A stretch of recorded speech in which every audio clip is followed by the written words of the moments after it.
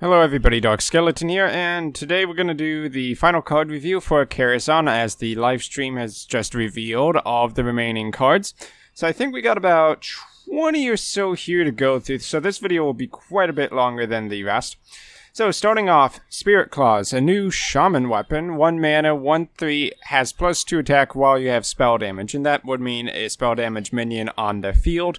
It's interesting, it wouldn't fit into basically any current shaman deck so much, but if you were going to start playing some spell damage minions, like say Blood Mage Thalnos, then you could basically buff that up to a 3/3 or 3/2 weapon on turn 2, and it would actually be pretty good for early game minion removal. Even as a 1/3 though, it can at least answer a lot of 1-drops that only have 1 attack on turn 1, so if you're going to be playing some kind of weird spell damage shaman, the Spirit Claws might kind of work out there. It's interesting a little bit.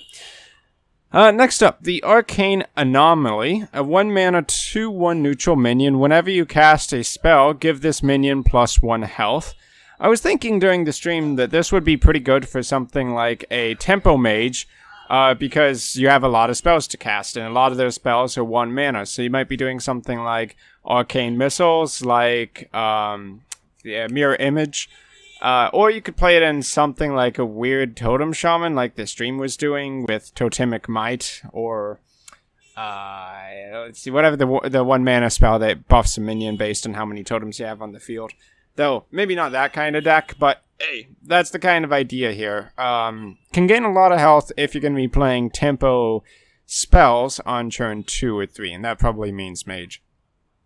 Now, Avian Watcher may be one of the better cards revealed tonight, and it's a 3/6 minion for 5 mana, where Battlecry, if you control a secret, gain +1/+1 and Taunt.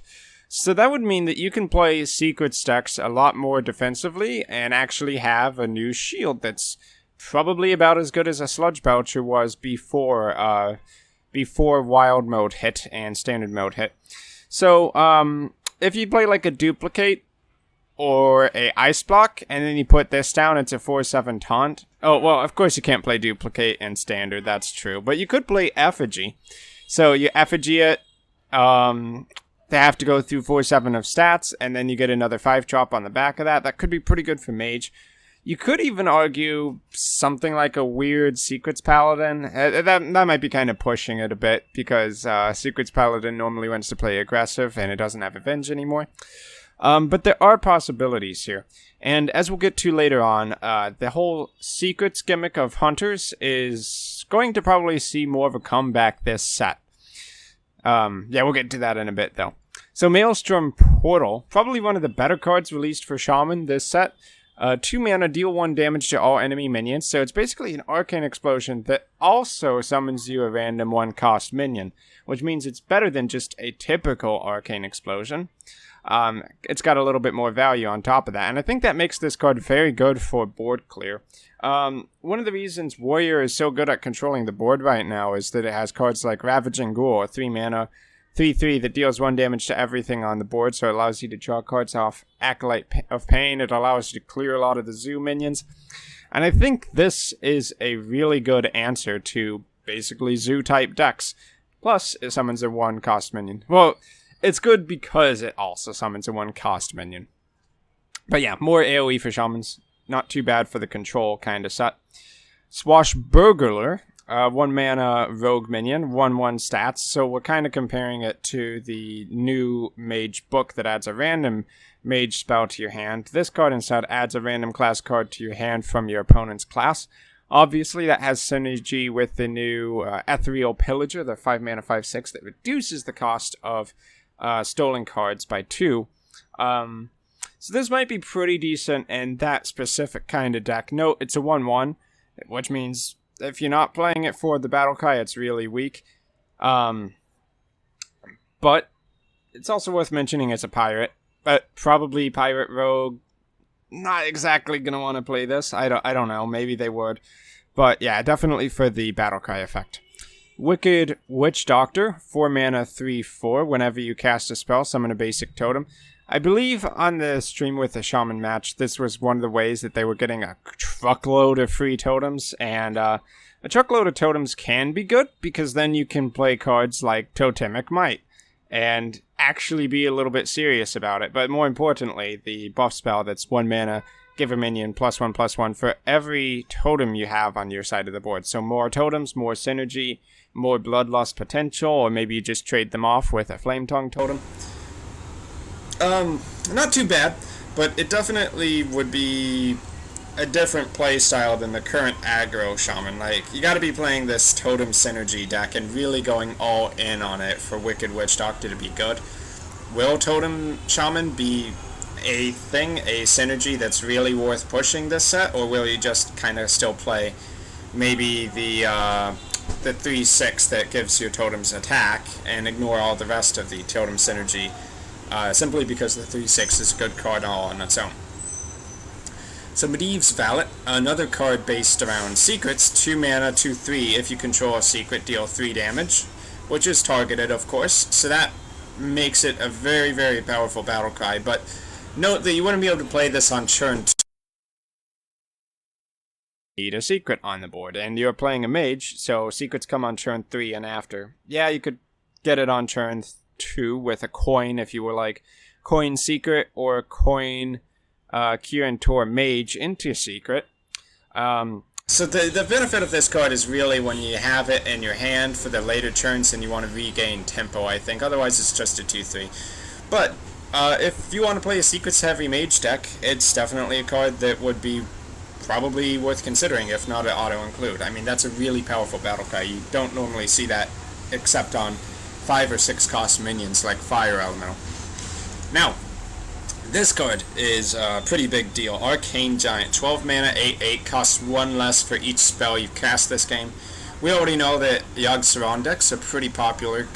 Yogg Druid, Tempo Mage, and if you're playing those kinds of decks, you can easily cast 6, 7, 8 spells or more, and then what happens if you draw this? Then it'll be like a 4 or 2 mana, 8/8, which is pretty damn strong. Yeah, I mean, of course you have to be playing a very spell-heavy deck, but I think that's pretty realistic, especially in a deck like Yogg Druid that's pretty much all cycle spells and drawing into Yogg-Saron while playing a truckload of spells to control the board. Then you drop an Arcane Giant in addition to the Yogg-Saron, and that can be a pretty good way to ensure you win the late game. So pretty solid. Okay, now the card I was talking about, Hunters, that really kind of pushes secrets again, is Cloaked Huntress, a 3 mana, 3/4, your secrets cost 0. It's almost kind of like having Mad Scientist back in the game, and we know that Mad Scientist was an auto-include in Hunter decks. So having this there, with the already solid stat line of 3/4, is pretty solid. If you're going to play secrets at all, this is definitely worth considering for your deck. The only downside is it's not a beast, so if you play this, you might not be able to Houndmaster on 4. Which is a downside. I mean, Houndmastering on 4 has been pretty important for Hunters, of course. Now, where I really see this kicking off is with something like a Lock and Load or even a Yogg and Load deck, because you play this for 3 mana, your secrets cost 0, so that would mean that you can basically play Lock and Load, and all the secrets in your hand are going to cost 0, so for 5 mana you can already basically empty your hand of all your secrets for 0 additional mana. And because it's not like a battle cry, your next secret costs 0, it also means that any secrets you get off of Lock and Load will also be 0 mana. So you could potentially fill up your entire board with these Hunter secrets for massively reduced mana cost just by having a pretty solid 3/4 in your deck. So that can be a thing. And speaking of secrets, Cat Trick, the new Hunter secret, after your opponent casts a spell, summon a 4/2 Panther with Stealth. Pretty solid in that basically, as a stealthed minion, your opponent probably isn't going to be able to handle it.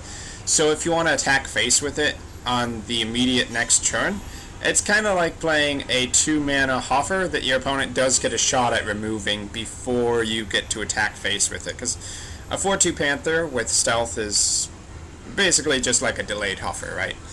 And that's not too shabby. That's not too shabby at all. And you get it for 2 mana, of course. And it's a secret, so you can synergize it with Cloaked Huntress and other secret cards.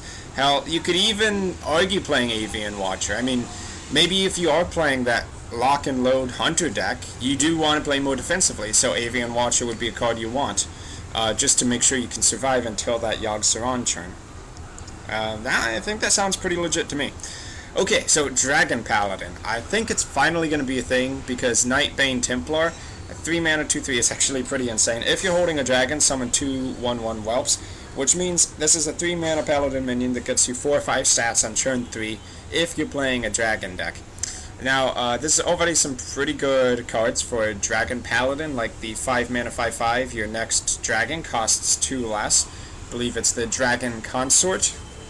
If you can, you know, actually live until those later turns, like Ysera or something like a Onyxia, then maybe Dragon Paladin can be a good mid to late game deck. And yeah, this card's just insane in and of itself. It really shows up the weakness of Dragon Paladin, which is that when you're playing Dragon Paladin, all your good cards are in the late game, so you can easily lose the board early on. But yeah, for the stats, this card is just pretty dang insane, honestly. It's already been referred to as Doctor 3.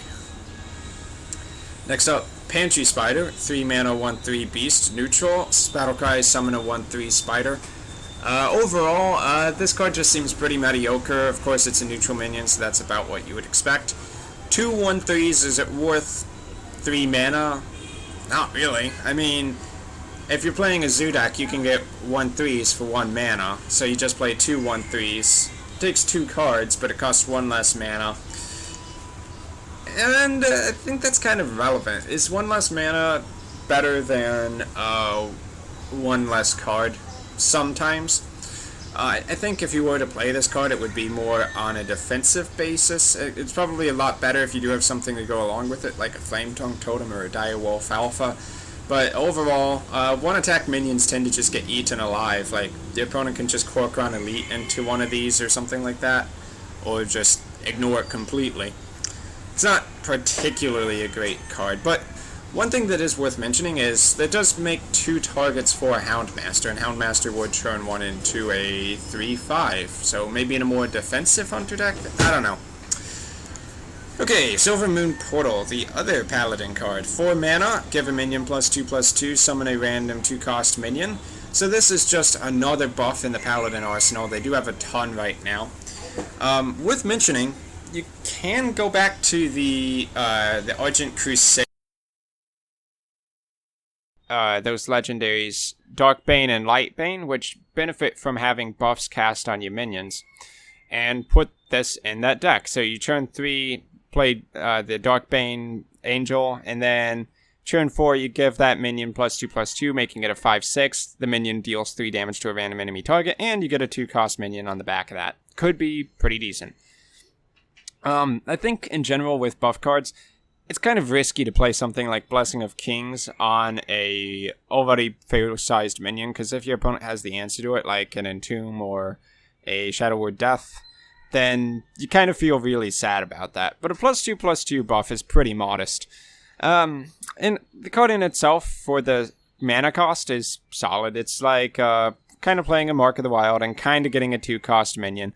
So it's like 3 to 3.5 worth of stats, but getting 2 cards in one. Ooh, excuse me.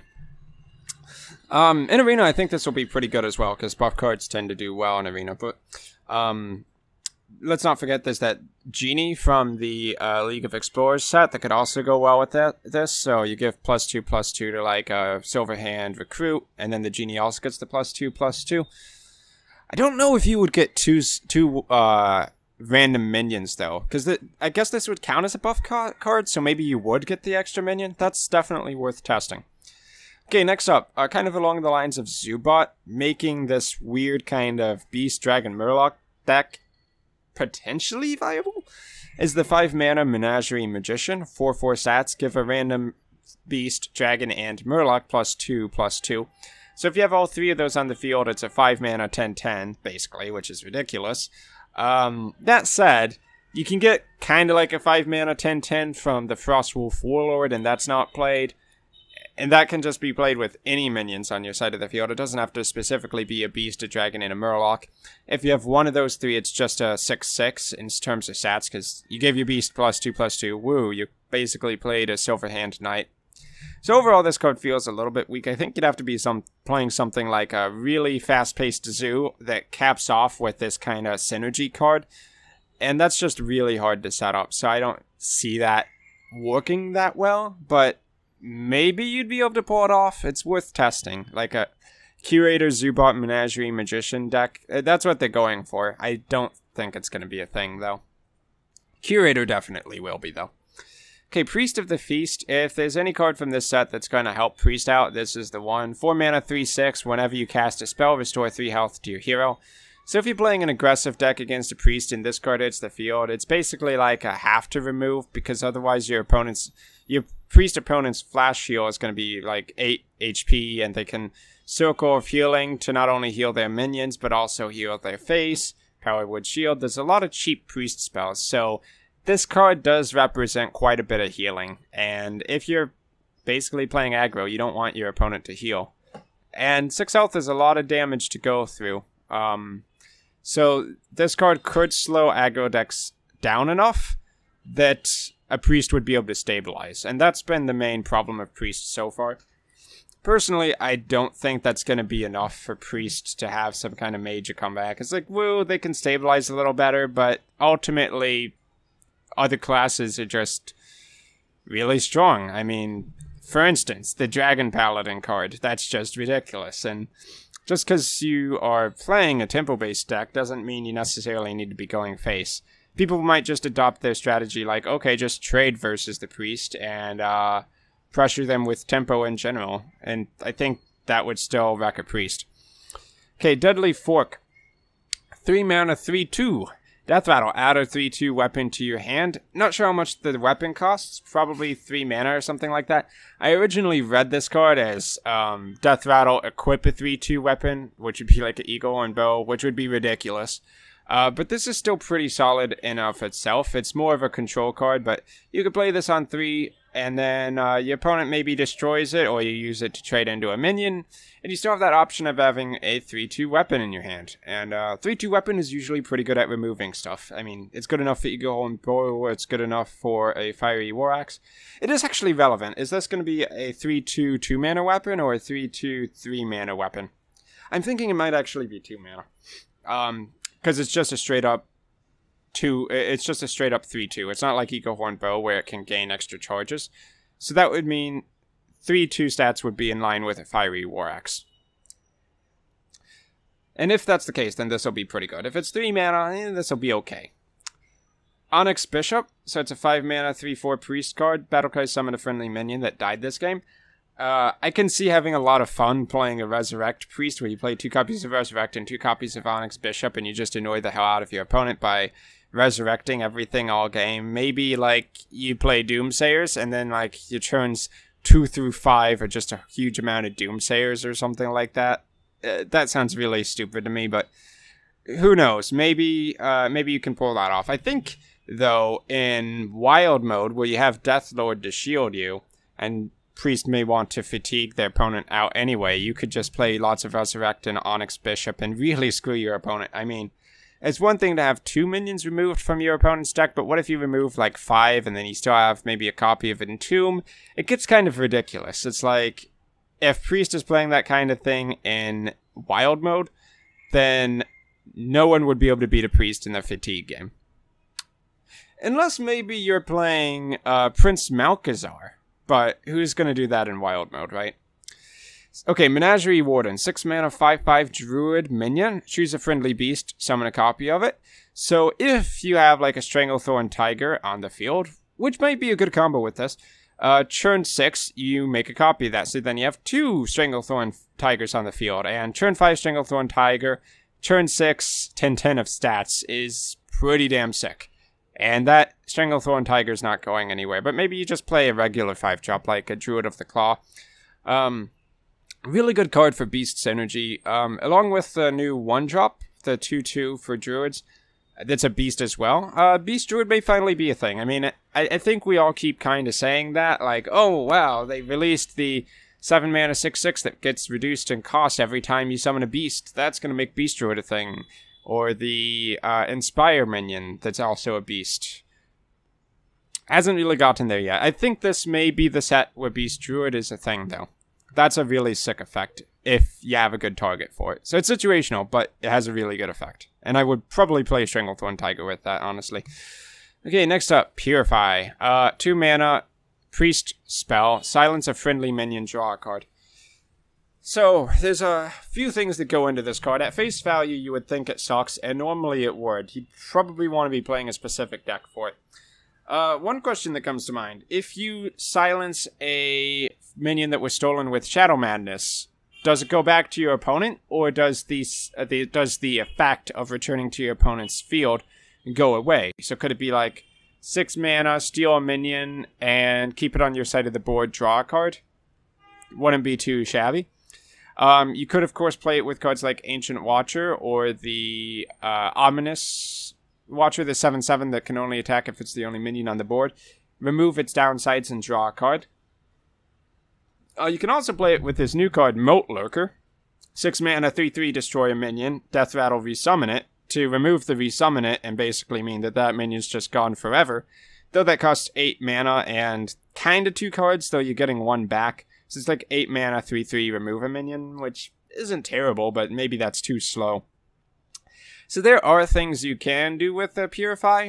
The question is it going to be worth putting Purify in your deck, or is it just way too situational?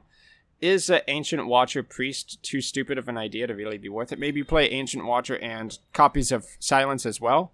So it's 0 mana silence your own minion.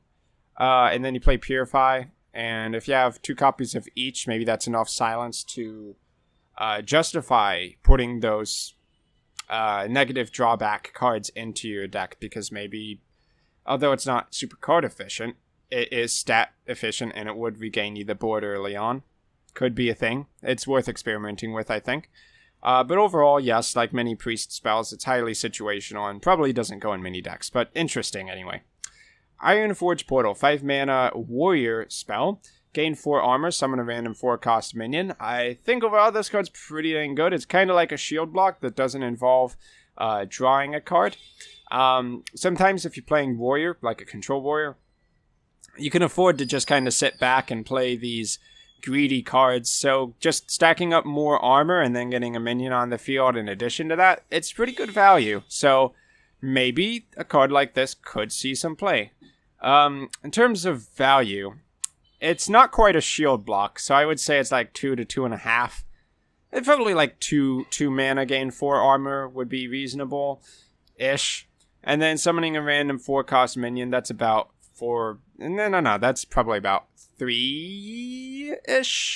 in actual constructed cost mana. Probably about 3 value, maybe 3.5. So like all the portal cards, if you add both the effects together, it comes out to about a fair mana cost for what you're getting in terms of value. Not too bad. Would be good in Yogg Warrior if that was a thing that you want to try. Maybe not really a good idea, but not too bad of a card. Could see some play. I'd definitely experiment with it. One of the more interesting 1-drops of this set, Runic Egg. 1 mana, death rattle, draw a card, 0/2 stats. So effectively, this card just cycles through your deck, and that's only if it ever gets destroyed. You could say, hey, well, your opponent's eventually going to have to kill this card with an AoE or something to kill your other cards, so sooner or later, it's going to be 1 mana cycle through your deck, which is okay. But, I mean, if you just want to play it for the cycle, then probably not the best card. Maybe you'd just rather play something like Loot Hoarder. However, there are some weird things you can do with it. Like, if you play a N'Zoth deck, you could just make it 1 mana. Over the course of your game, draw 2 cards because you're going to bring it back with N'Zoth.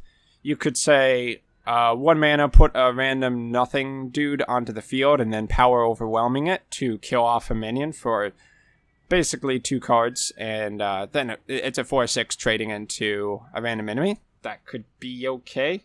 Kind of playing like a Nerubian Egg style. You could say you're going to play it in a wild mode Echo of Medivh Mage, and then you clone it and replay it, and then you have basically, for 1 card, you get to draw 2 cards there as well. Good synergy with Direwolf Alpha and Abusive Sergeant. But is it good enough to be played? Kind of questionable. Maybe you do it in Freeze Mage. I mean, that doesn't seem like a terrible idea. The only problem is, you only really get the draw card if your opponent ever decides to remove it. So, you either need to activate it for it, or you need to give your opponent an excuse to clear your own board. Or else it's just kind of discard a card from your hand for nothing. So Moat Lurker, we already kind of talked about. It is the exile mechanic from Magic the Gathering, more or less. I mean, destroying a minion means it does trigger Death Rattle, so if you destroy a Sylvanas, that means the Sylvanas is going to trigger, which means you probably don't want to destroy your opponent's Sylvanas, but you could destroy your own Sylvanas, get the mind control effect, and then Death Rattle, you resummon your own Sylvanas, so you get another Sylvanas mind control effect on your own side of the board. That could be pretty good, so I think you would play this in a Sylvanas deck if you are going for a really, really greedy late-game control deck. Oh, you could also argue in an N'Zoth deck, you get to have basically the Death Rattle minion die twice. I mean, aside from a Sylvanas. So, if you have Chillmaw, you destroy your own Chillmaw, and then when you play N'Zoth, you get 2 Chillmaws back on the field. So that's pretty good. You can play it for the obvious straightforward effect, like destroy your opponent's Ragnaros, and then as long as Moat Lurker lives on the field, you're going to be okay because your opponent's not going to have that Ragnaros. But the problem is, if they remove your Moat Lurker, they just get it right back, and at full health at that. So, probably not so great there, but maybe good if you are going to use it more on your own minions a lot of the time. So I think it's pretty decent with Sylvanas or N'Zoth decks, but we'll really have to see. In a weird way, you could, like, argue, something like, well, hold on, let me think about that. Like, rebirth your own Moat Lurker, or better yet, Baron Rivendare if you're playing Wild. So Baron Rivendare, you resummon your minion twice, so you destroy your own Sylvanas, and then you get to resummon 2 more Sylvanases? I don't know, there's weird stuff you can do with that. Kind of like Bogchamp Shaman comes to mind, but I'm not immediate... Oh, well, you could... shoot, there's so many possibilities with this card, actually, now that I think about it. If you Faceless Manipulator, your own Moat Lurker, and your Moat Lurker, both of your Moat Lurkers die, then you get to summon 2 copies of the minion that it destroyed. Which could mean 3 Sylvanas effects. Or 3 Can effects, or something like that. So, maybe it's best on your own minions, I don't know. Really weird card, kinda cool. Okay, next up, Arcanosmith, 4 mana, 3/2, sorry. Battlecry summon a 0/5 minion with Taunt. So you could kind of compare it to something like a Ice Barrier, 3 mana secret, basically block 8 damage. And this kind of blocks 8 damage in a way by having a minion that's going to trade and a minion that's just going to absorb damage. Is it actually good? I mean, if you just need to stall until you can basically play a Frost Nova or something like that, then it could be okay. So maybe in like a freeze playstyle where it's just all about surviving until you can get your Alex Draza combos off, then that could be decent. Overall, it just kind of seems iffy to me. It's maybe a little bit better than the Dragonling Mechanic, 2/4/4 mana minion that summons a 2/1, because it just blocks more damage overall with 7 health of blocking stats and then 3 attack worth of damage stats. But yeah, it would require a defensive deck, of course. I think anyway. I mean, maybe you would put it in like a token deck, or maybe you'd put it in a zoo deck that would play Direwolf Alpha to make the 0/5 or 1/5. I don't know. Overall, it's just kind of a pretty mediocre minion, though. Okay, next up, Violet Illusionist, 3 mana, 4/3. During this turn, your hero is immune. So I feel this card works best in weapon decks. Most notably, if you think about the new warrior weapon, the Fool's Bane, 5 mana, 3/4 weapon. Your hero can attack as many times as you want, as long as that's equipped. And you can't attack face. So with Violet Illusionist and Fool's Bane, playing, let's say you just play them both on 8 mana. It would be 8 mana. You get to deal 12 damage to 4 minions on your opponent's side of the board. Spread across 4 minions. And your warrior takes no damage from that. And then you get a 4/3 on the back of that, which is pretty decent. Now, if you want to do the Wombo combo, you also throw in a Heroic Strike. So 10 mana or reduced with Emperor Thaurissan. And you get to deal 28 damage to your opponent's side of the board and take no damage from it. Could be good. Is it good enough to make a combo control warrior deck? Needs testing. Probably not.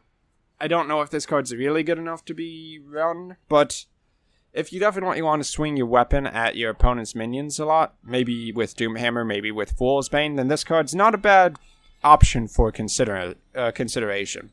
And 4/3 stats isn't too bad on the back of that. So, as far as I know, that's all the cards in Karazhan so far. My thoughts overall, pretty cool cards. I think most people are going to be in consensus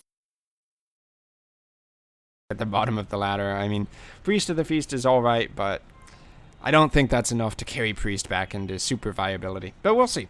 So, I've been Dark Skeleton. Thanks for watching this final card review for Karazhan, and hopefully I'll see you guys in my future videos. Till then, guys.